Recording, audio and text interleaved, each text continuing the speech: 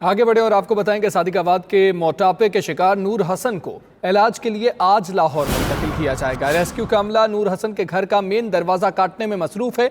नूर हसन को आज army air ambulance के जरिए लाहौर मुंतकिल किया जाएगा। बात करेंगे सज्जाद चौधरी से। सज्जाद, बताइएगा कब तक दरवाजे को काट लिया जाएगा? जी बिल्कुल, नूर हसन को आज लाहौर मुंतकिल करने के लिए रेस्क्यू की टीम इनके घर पहुंच गई और इनका मेन दरवाजा काटने में मसरूफ थी।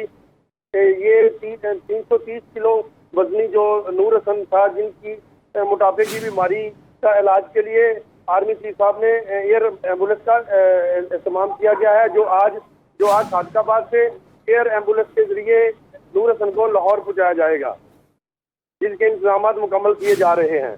सज्जाद, दरवाजा काटा जा रहा है, कितने अरसे से ये नूर हसन घर से बाहर ही नहीं निकला? ये 8 साल से दरवाजे से बाहर नहीं निकल सका। मोटापा ज्यादा होने की वजह से ये चारपाई पे लेटा रहता है और अपने पोते और पोतियों से खेलता है और उनसे जो है सारा दिन अपना गुजारता है।